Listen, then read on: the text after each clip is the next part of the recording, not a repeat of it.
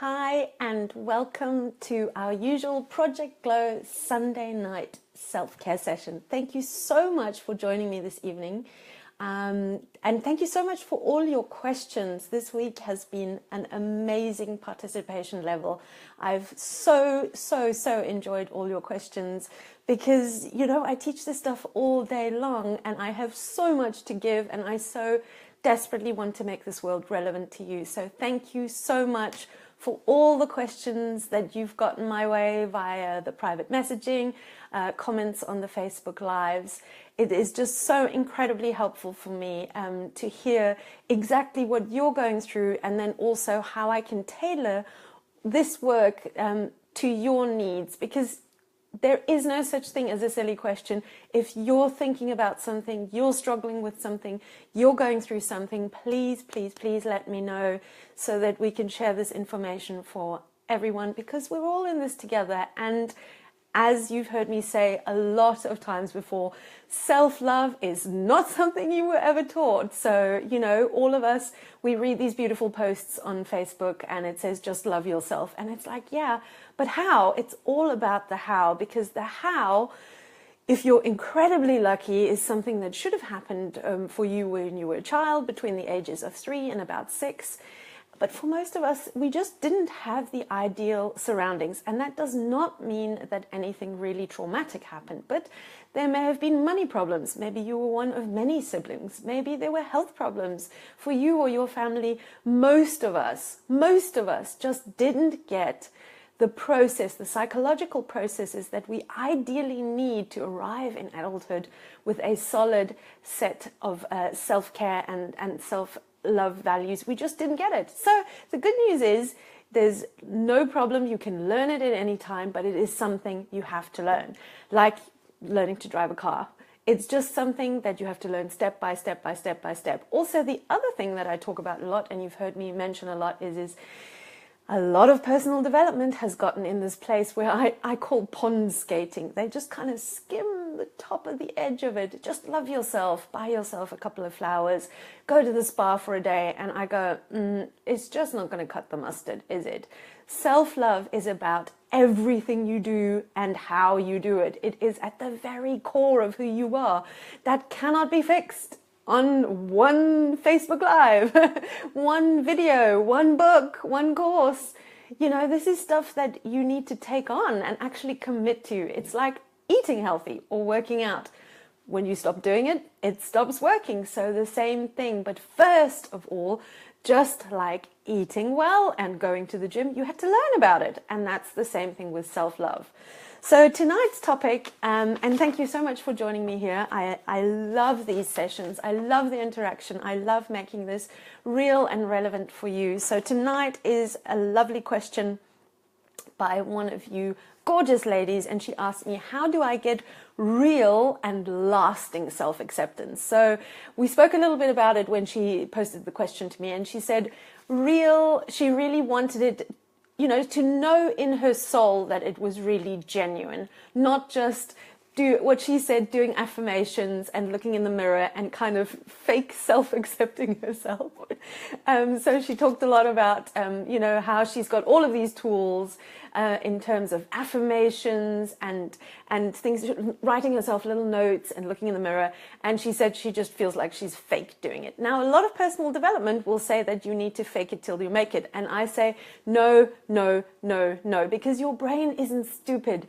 It knows when it's not genuine. And if you look in the mirror and you go, I love myself, I don't know about you, but most of the time when I was not in that place yet, when I hadn't yet learned how to do it, my brain would just go, yeah, have you looked at your thighs lately? Or whatever your bugbear about your body or your personality is. So tonight's question is how to get real and lasting self-acceptance. So when she first posted the question to me, I said, I feel really uncomfortable about talking about this topic just in a video. I have an hour to cover a topic that arguably, realistically, if I have a one-to-one client, seeing them once a week for an hour with homework and kind of conversations in between, that usually takes me about 3 to 6 months, depending on what that person's been through.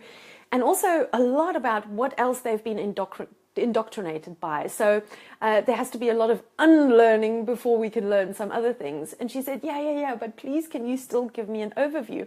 I said, well, the obvious answer how to get real and lasting self-acceptance is you need to learn how to love yourself. That is the obvious answer. So let's just put that out there. The obvious answer is you need to learn how to do it. And as I spoke on my daily videos, so I do daily Facebook Lives as well on my personal profile. So if you want to see me daily, they're nice little snippets of daily self-love lessons. I said something that actually jolted a couple of people. And I said, all those lists that you see on social media posts, in order to love yourself, you need to stop criticizing yourself. You need to start commending yourself. You need to not compare yourself. That isn't how to love yourself, by the way. Those are the outcomes. How to love yourself is a science, a sequence, and it follows a structure. But it actually, ironically, has nothing ideally to do with self-love. You need to learn a different way of viewing the world. And I go a lot into depth on my courses. And I'm not shy about them. I don't hide what's in my courses. You can see in the Facebook videos below, in the feed, that I'm always open about how that happens. But it is a process. You need to learn how to look at life differently. So the first thing I said in my notes there, it is a big topic. Self-acceptance is a big topic. It doesn't mean that it's difficult, and it doesn't mean that, it's kind of just like something that'll happen to you nebulous. A lot of people say, yeah, man, but you just got to love yourself and it'll happen. No, absolute BS. It doesn't just happen. You need to learn to look at yourself and the world around you differently. That's something you have to learn. It also takes a little bit of time. That's what I wrote. It takes on average about 6 months. And that's not because it's such a huge topic, but it is because you have learned to think about the world in one way for your entire life. And now all of a sudden we're asking your brain to go a different direction. That takes a while. Think about how long it took to drive a car or, cook or do anything that you hadn't actually learned how to do before. It takes a while, in scientific terms, to myelinate itself into your neural structure. So that is like driving a tractor down one lane. You've been driving it down the, I don't like myself, I don't like myself, I don't like myself, and it's made a groove. And that's how the tractor now goes. You look in the mirror and there's something out of place and you go, oh, I don't like myself. Now we're asking the tractor to turn right instead of left, and that takes a while to make a new groove in the neural structure of your brain. Also, it's a completely new way of looking, not only at yourself, but the way that you look at the world in its totality. So self-love can never, ever, ever be taught, be properly taught without teaching you about yourself, how you are the way you are, why you are the way you are, and also why people do the things they do. And thirdly, how and why life happens the way it does. It's a three-legged stool. You need to know all of these three things and understand them, because guess what? They all slot into each other. For most people, when they say they have great self-love, I guarantee you the first time somebody rejects them, a relationship goes down the drain, or a really big life lesson, a curveball comes along, like an illness or a redundancy or a divorce, yeah, their self-love goes right out the window. That's why you need to, if you follow any person that teaches you self-love, make sure that they teach it in conjunction with how people are the way they are and how the world works. So it's a three-legged stool, right? And the other 3 point is that actually self-love has 3 different elements. Number 1, it's how to self-soothe your mind. So when you've either let's say you've been rejected, or you got a nasty email, or something happened in your life, how do you manage to soothe your own mental process? That's one aspect. Number 2 is self-esteem. How do you perceive yourself as a person? And then number 3 is self-care. How do you translate that into actual steps?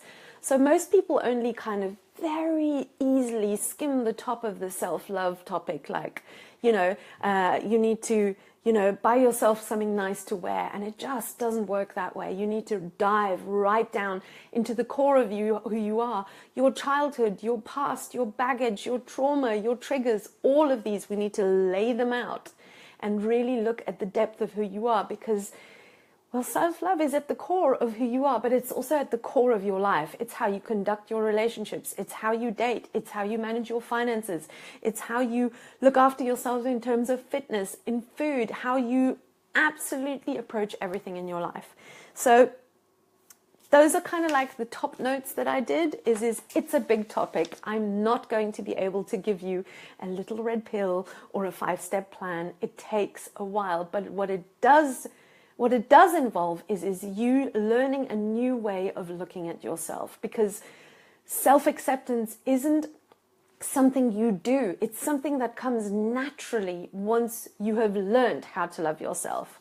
Okay, so let me just quickly have a look who's with me on the feed tonight. Thank you so much for joining me.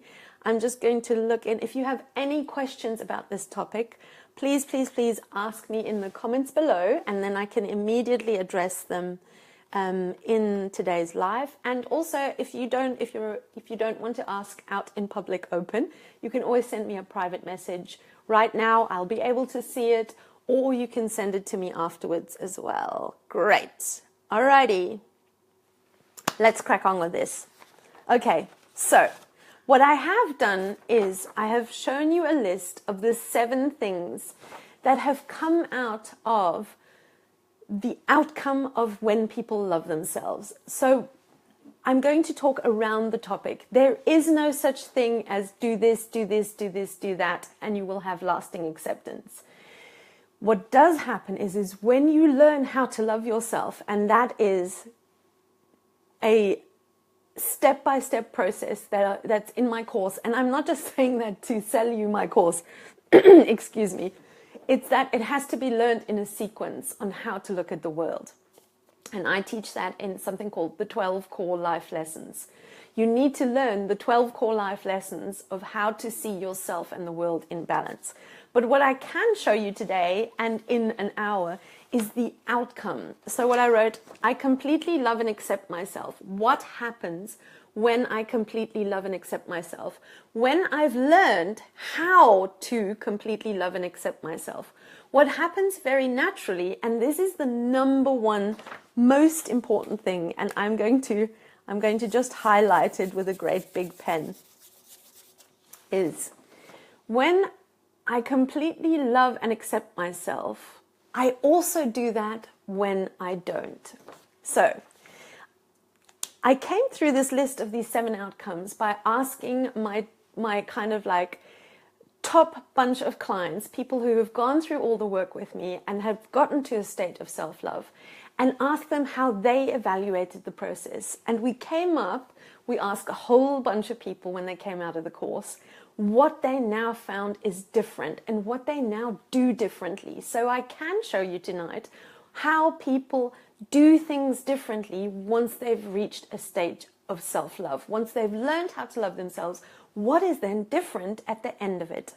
And the number one thing that we came up with, everybody agreed of that, is I love and accept myself even when I don't. And this is massive. So now my clients and I, when we get to a part of our day, or we get into something's happened, and I had something the other day, and I couldn't do something, and I got really, really frustrated, and I just went, oh my God, I'm so unbelievably, swear word, beep, crap at this. Immediately afterwards, this is what's different between people who love themselves and people who don't love themselves. Immediately afterwards, I just went, oh, I had real and utter compassion for when I don't love myself, because this is what happened to me and to us as we kind of shared our experiences in a group. What is different about a person who loves themselves and a person who doesn't love themselves is basically, when you don't love yourself, your brain just goes into a spiral and it goes into a rut. And this is kind of like the dominant voice. what the ladies who went through the course realized afterwards is that when occasionally still something came up where they didn't love themselves, or they just kind of swore at themselves, or they said something nasty to themselves, the number one thing that was different is they had self-compassion for the moments when they didn't have their thing together, when they weren't perfect. And this is such a huge, huge, huge topic when it comes to the self-love and self-acceptance business, is the idea that when you love yourself and accept yourself, you are never, ever, ever going to say bad things to yourself again, is ridiculous. It is absolutely ridiculous. You are human. You have a brain, and in that brain is something that's called the ego. And the ego isn't this bad boogeyman thing that it's made out to be. Your ego is there to protect you. It is a very vital part of your brain to make sure that it has stored all the experiences of the past, and then it kind of like a trigger happy, I don't know what you want to call it, a trigger happy system. It watches out for likely things that could happen again. And so when you don't get something right, it might go, great, you really mucked that up. That doesn't mean anything. It doesn't have any meaning other than your ego and your system that is there to keep you on track is naturally doing its business. But the difference is, and this is huge also for depression and addiction, is once you have learned to love yourself, that part of you that goes, oh, well, I did that really crap, it has no effect on you. It has no meaning. It has no hold on you. It just is a voice in your head that just like a cloud comes up and then moves away. I do not judge myself about when I have an off thought in my mind. And it certainly doesn't mean that I don't love myself if occasionally my brain goes, yeah, you look really awful in that outfit. It doesn't mean anything. It's just like bubbles coming up. Your brain very often just has thoughts that just bound up. It doesn't mean anything. And I certainly don't give it any meaning. And that is point number 2. Point number 2 is I don't give the bad voice any meaning, because your brain is not the be all and the end all of truth. Your brain is just an organ, and your thoughts are just the product of that brain functioning. If you believed absolutely everything your brain told you, you would be crazy. Because actually when your brain goes, this is not going right, and oh my God, it is just managing your life. You don't have to give it meaning. This is what my ladies said. They said that where before a thought came up about, oh gosh, I look terrible in that dress, they immediately applied the meaning that, oh crikey, I don't love myself. It doesn't have any meaning. It's just a thought. It just bubbles up. And so what the ladies said afterwards is now that they love themselves, they just realized that some thoughts are just, well, all thoughts are just like bubbles and clouds. They don't have a meaning until you give them a meaning. And what they happen now as such is as those thoughts came up once in a while, you know, certainly not as much as before, they just kind of embraced it as a natural functioning of their brain. They moved on and they let it go. So number two was they don't give the bad voice any meaning. All right, let's move on to number 3. Number 3 says, I don't let it, which is number 2, spiral downwards. So a lot of the ladies said to me that before they learned to love themselves, what used to happen is they used to have one thought, a self-deprecating thought, that then spiraled onto another. And before they knew it, it kind of took over their whole day. And then they slowly but surely slipped down into whatever, like a bad mood or a depressive state. But it kind of like, it started with one thought and then it kind of spiraled out of control. And what they all said to me is one of the most significant things they learning how to love themselves on the courses is they learned to manage their mind. I talk a lot about this is do you have mental hygiene? So we all know that we need to clean our teeth and wash our hair and clean our rooms, clean out the bins. But most of us have never learned that there is such a thing as a mental hygiene, and that you need to actually clean out your thoughts, because your brain is just popping up these thoughts 1,000,000 miles an hour, and you need to basically pick and choose which ones are useful and worth keeping and which ones aren't useful and worth keeping, and you just clean out. And learning to manage your mind is the number one most important skill that I teach you, so that when things do happen, when it kicks off something and you manage to get a couple of thoughts that are slipping you down the slope of self-deprivation, that you know how to stop it, that you know how to reroute your system, and that it doesn't take over your day. So part of learning to love yourself is learning how to manage your mind and have mental hygiene. Number 4, this is a big one. I know that I am always 50-50. So one of the big topics in the second course that I teach is how to fall in love with yourself. And we do that over 8 weeks. This is not an overnight thing. Is understanding that this lovely piece of symbolism is actually how life works and also how you work. Now, most of you have seen this before. It's the yin and yang sign, and most of you know that there is light and dark in equal measure, and the light has dark, and the dark has light.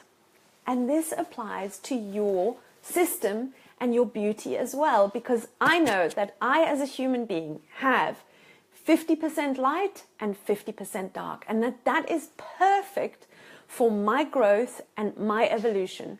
So there's 50% of me is good stuff, strength, stuff I'm really, really strong in, and 50% of me is shadow, darkness, I'm not so good at it. But I am very, very aware of that 50-50 split. So I am completely and utterly aware of what I'm really strong in. But I'm not in a place where I focus that all day long. Here's another big misconception about self-worth and self-esteem and self-love. Most people tell you that when you are in a place where you completely and utterly love and accept yourself, that you only have positive thoughts about yourself. That is ridiculous. It is just, if any of you have ever tried, it's like having a one-sided magnet or a one-sided coin. It just doesn't work. But when you learn to fall in love with yourself, you understand that 50% of you is just strength and light and goodness. And then you also realize that 50 of you is dark, not so strong stuff that you need to work on. But this is perfectly placed together because life happens at that point where you're constantly being challenged and supported, where you're growing, because light and dark together makes that essential point that pushes you forward, that accelerates you upwards into your transformation to your highest potential. Because if it was only love and light, there would be no growth, because actually as human beings, we learn the most and we evolve in our discomfort zone. It's when we're uncomfortable. That's when we have to find new ways, grow. That's when we have to learn how to do things differently. That's when we have to dig into our resilience. That's why I always talk about the bowling alley. You know those kiddie rails that you have that come up? Most people think that there are restrictions. That's not the case. Those restrictions come up as a way to make sure that you hit your highest potential. So your flaws and your weaknesses are there for exactly the right reasons, because they keep you into that, in that really essential discomfort zone that keeps you growing, that keeps pushing you forward. So this is what I wrote in the next part, is I know my strengths, but I don't focus on them all day long. Having solid self-love and being able to completely love and accept yourself doesn't mean that all day long you walk around and go, yeah, I'm good at that. I'm good at that. Oh yeah, I'm good at that. That is ridiculous. And actually, when you truly learn how to love and accept yourself, the whole topic of what is good and bad about you, it just gets taken off the table, literally. All that space that's currently caught up in your mind, or that the lady said was in their mind before they learned to love themselves, this entire idea that, oh my God, I've just had a bad thought and I'm really crap at this and this is bad and this is bad. Likewise, they said, Likewise, this obsession with having to find your strength and focusing on your strength, that entire thing just gets taken off the table. So right now in my life, I completely love and accept myself. I literally don't spend any significant time thinking about my strength. If you ask me about them, I'm very aware of my strength. And this is one of the things we do on the course. We get very, very clear exactly what your strengths are. Both the ones that you were born with, also the ones that you developed along the way as you move through your discomfort zone. But I'm also completely and utterly aware of my weaknesses and my flaws, but I know that they are perfectly placed in my life to push me forward towards my highest expression and my highest transformation of who I am, because we're all on a journey forwards and we get challenged along the way. And yes, please, let's just take that thing off the table, that your challenges are here to drown you, or because the higher force is pissed off with you, or you've been thinking really bad thoughts and now bad things happen to you. I am not in that camp at all. Challenges come to grow you, full stop. There is nothing evil or sinister behind it at all. And you are not to blame, because I know there's a whole section of personal development that says, you know, you just have to think positively all the time because otherwise you'll create bad things. That is absolutely baloney, because if that was true, every single nightmare you've ever had about aliens and every single child's nightmare about green monsters, you'd be sitting right next to them on the bus or the commute. The idea that you can create, you definitely can see the world in a certain way, and we'll talk about that a lot, but you don't create challenges because of your bad thinking. So let's just take off the table. So I am very aware of my strength. I'm also very aware of my weaknesses. But when I understand my purpose in life and where I'm heading and what I want to achieve in this life, then I understand that my weaknesses and also what I call my shadow, I'll talk about this more in a minute, are perfectly placed to keep me in my discomfort zone, that I keep trying to get over it, and that keeps me growing forwards. Okay, so number 4 said, I always know I'm 50-50. 50-50, like the yin and yang side. I have my darkness, which has light in it, and I have my lightness, which has darkness in it. Because I know that my strengths also have downsides, and I also know that my weaknesses have upsides. But until you get into a situation where we write all of it out and I show you exactly how to spot your flaws, how to spot your strengths, how to spot the upside in the downside and the downside in the upside, and how to link and hook that to your specific purpose. And every single person has a purpose, and that is easily seen when we lay and map out all of your life. Then when you marry them together, I now know that I have just the right strengths for my purpose. I have just the right weaknesses for my purpose, but also my strengths have downsides. So I'm not going around going, oh, I'm so good at this, I'm so good at that, I'm so good at that, because I know they have downsides as well. And I know that my flaws and my weaknesses are absolutely meticulously, perfectly placed in my life to make sure that I continuously grow through them and out of them. And that keeps me on track, destined for my highest purpose. All right. And then number 7, because I've just combined them. So 4 is I know I'm 50-50. 5 is I have just the right strength. And 6 is that I know my flaws are perfectly placed. And number seven, which they all said, I wrote here, is the statement that came up with these ladies.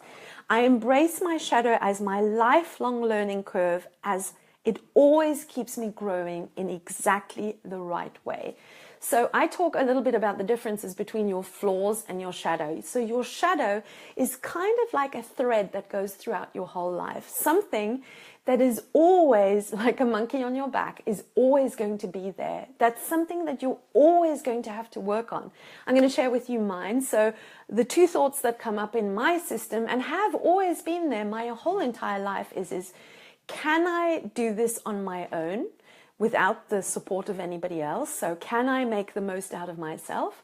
And also, am I truly worth and valuable? So these two things have been like a monkey on my back. And I used to think, before I learned how to love myself, that was like, it was just the most terrible thing. You know, the fact that I thought these thoughts meant that I was weak and I didn't love myself, until I learned to love myself and realized that actually we all have a golden thread and a black thread. The golden thread is our purpose. It's our mission. It's what we were born to do.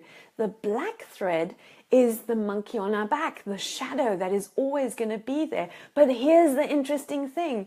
Those two threads are perfectly intertwined, almost like that DNA structure that you see in depictions, because actually through the process of trying to overcome these feelings of can I do it by myself and am I really worth anything, this discomfort has always pushed me towards expressing my highest self. So actually the golden thread and the dark thread are perfectly intertwined, and there is absolutely nothing out of place. So I'm just going to wrap this up before I look at your question. In summary, the way to real and lasting self-acceptance is, in first line, always compassion, compassion, compassion, compassion. Compassion when you're sky high and compassion when you're down low. But also knowing that once you've learned to love yourself, all of this whole topic of am I accepting myself, am I not accepting myself, it just goes out the window, because you know that your strengths are there for the right purpose and your weaknesses are there for the right reasons. But until you've sat down, and nobody does this by yourself, so usually in a workshop, hopefully with me, or in a session with a coach or somebody that you trust, once you have sat down and you have mapped out exactly, number one, what your strengths are, number two, what your flaws are, number three, what is your shadow, what's the golden thread, what is your purpose, the whole thing comes together like a puzzle. And you understand how you are the right person at the right time, in the right place, with the right body, the right beauty, and the right face, expressing and experiencing the right challenges with the right support at the right pace. So really, the conundrum in this whole thing is the way to have real and lasting self-acceptance is to learn how to love yourself. When you do that, when you have learned to love yourself, ironically, the entire topic of self-acceptance just goes poof out of the window, because you know that both the light of who you are and the dark of who you are perfectly placed like an absolute perfect arrow, both supporting and challenging you towards the highest expression of who you are. And that is to really be in a place of self-acceptance.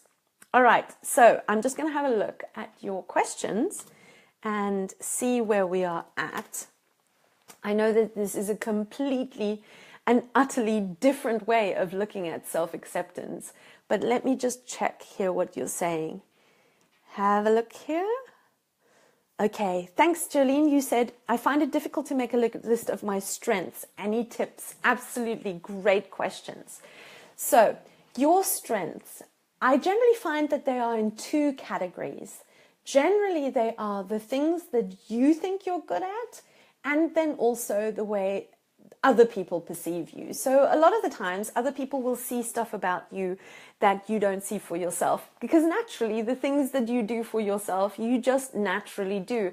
And a lot of the times people struggle with making a list of the strengths because you're not even aware of what you're really, really great at. So in first step, look at what you think you're good at, and then also what other people have commended you on, what other people say is beautiful about you. And if that's difficult, ask a friend. Ask a friend. It's a great conversation. Say, hey, I'm doing this exercise for a course that I'm on. What do you think is really, really good about me? Okay, then the next thing to look at is there's definitely things that were with you all along, that were with you when you were a child, and then things that you have learned along the way. One of the great questions I usually ask is tell me 3 things that you're really, really proud of in your life. So usually people say, oh, I'm great at this, or I've overcome this. Most of the time, people don't realize the strength that they have because they are downgrading the things that they don't really think is significant. So for instance, I'm going to just try 3 of my own. I am really, really, really good at taking a lot of information and making it down into bite-sized lists. Every single person that I've ever worked with has said that they think it's really cool that I can take lots of different types of information, stick it all together, and percolate out of that the most important thing. Now, for a long, long time, I didn't even know that I was doing it. It was just something I'd done all along in my life. I just always consumed and researched and read, and then wanted to know what's the common denominator and how do I make that accessible for other people to learn. It's just something that I do. At the same time, though, I also don't necessarily think that that is a strength better than any other strength. A friend of mine is an amazing mum. It's not better or worse. I don't evaluate my strengths. It just is what it is. And that is because I've sat down and I've gone, okay, what is the benefit to others of this strength? But I also know that my strength, like the light part, has a dark dot in it. It has a downside. And because I'm perfectly aware that all my strengths have upsides and downsides, I'm really not attached to them. Because you can only be attached to something either if you've put it on a pedestal, so it's like, this is so amazing, without seeing the downside, or you can be attached to something in resentment if you put something in the pit and you've put it down and you don't see that the dark thing has light within it as well. So the way that you're not attached to things is by understanding that both your strengths have light and dark, and your weaknesses have light and dark. One of the other things that make a part of why you might find it difficult to make lists of your strengths is cultural. So particularly in English culture, we're taught that we shouldn't be we shouldn't be vain.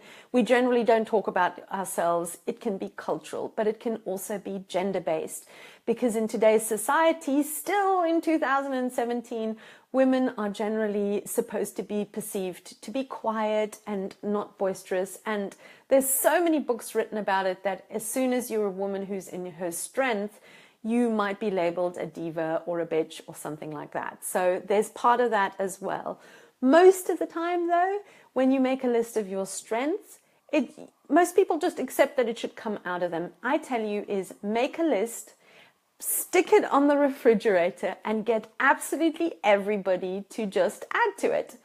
We have a great exercise that we do in a workshop where we stick a piece of paper on your back and everybody around you gets to write something on it, because you have strength and beauty both in the actions that you do and in the character that you have, and then also in your physical beauty. That's a lot of this I cover in my course, excuse me.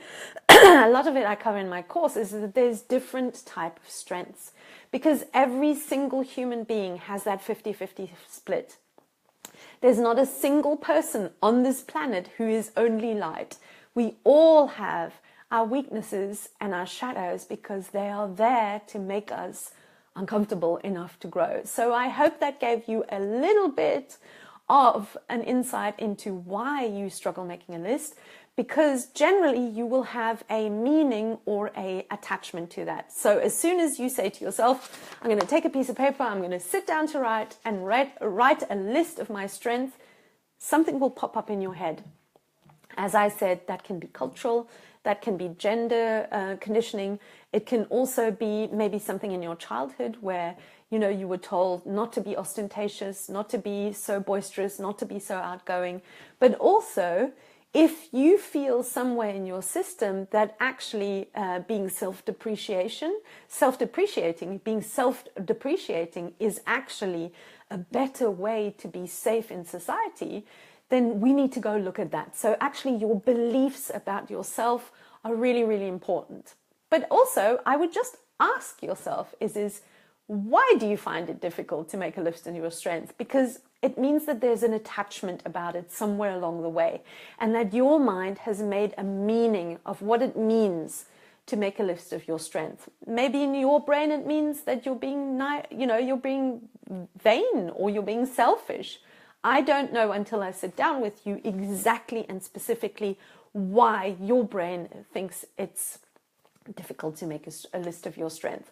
But you're not alone. A lot of us ladies do that because at the end of the day, our major chemical running through our veins is called estrogen, and estrogen predisposes us to look after other people more than ourselves. So as women, we do find it more difficult than the lovely chaps with the testosterone to actually be self-confident naturally. But that doesn't mean that you can't learn it. And it's something that you need to practice. And once you learn how to love yourself, once we install that missing bit in your brain that understands yourself and other people and how the world works around you, then making a list of your strengths is easy as pie because it doesn't have a meaning in your mind anymore. I hope that answers your question.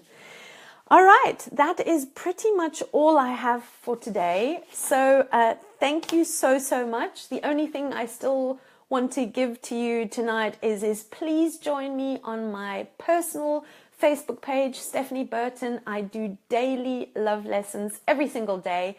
I then, at the end of this Facebook Live, upload this session to my YouTube channel, Project Glow Stephanie Burton. Have a look there. There's now about 15 hours of everything you can possibly imagine that has to do with self-love, relationships, personal development, lots of stories about depression, and there's 1 hour, and there's also little love bites that are daily sessions that I do. So please make sure you subscribe to my channel on YouTube so you'll get the update all along. The great thing about Facebook versus YouTube, on Facebook, I'm here live every Sunday night. And please, if you have a question, a burning question, I will make a whole Sunday night self-care session just about your topic. Also, if you want to check out my YouTube channel, there is everything and you can just browse it. It's a real great overview because a lot of the topics I go over and over again because, you know, we all pretty much have the same problems and we all pretty much are in the same boat.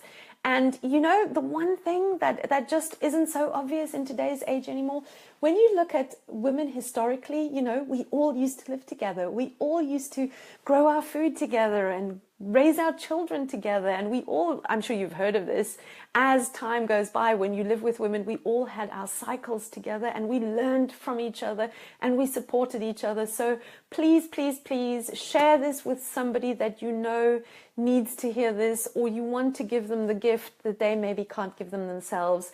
You probably know somebody you can tag in the comments below. We're in this together. We are so in this together.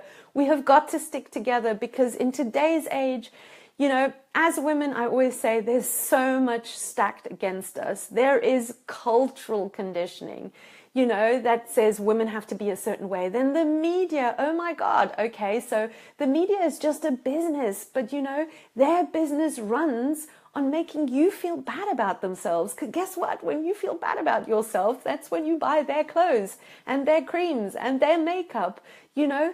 Beauty and style and clothes, it should be a celebration, not a desperation. But unfortunately, most of that is a business, and so it doesn't really have the ethical angle of wanting to make you feel good, because they make business out of you feeling bad. But at the end of the day, the way that we feel about ourselves, you know, that can't be in the hands of a partner, that can't be in the hands of our children, that can't be in the hands of the outfit we wear or the makeup we put on. Self-love is something you have to cultivate from the inside out. But most people think that when they can't do that, that they're useless at it, and nothing could be further from the truth. It's something you should have learned in your childhood. Unfortunately, you didn't. Don't worry, most of us didn't learn it in our childhood. But now let's catch up, let's combine our strength, let's learn this together, and let's make sure that we help each other, we guide each other, and most importantly, that we pay this forward to our beautiful, beautiful children who are the next generation. And that is everything I have for you today.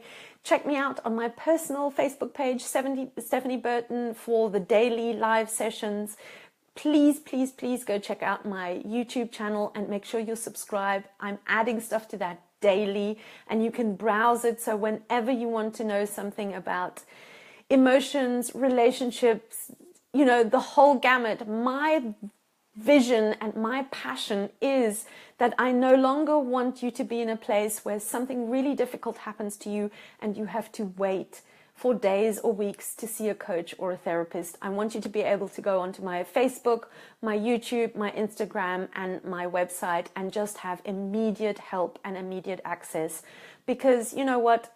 You shouldn't be suffering, really. We know so much in this day and age. We have such deep and profound knowledge about how your mind works and how to get out of it. And that should be at your disposal at a moment. And that is why I'm here, and I am here for you. So please share this with somebody that you know needs it, or you would love them to hear it, and have a discussion about this, because as women, that's what we need to do.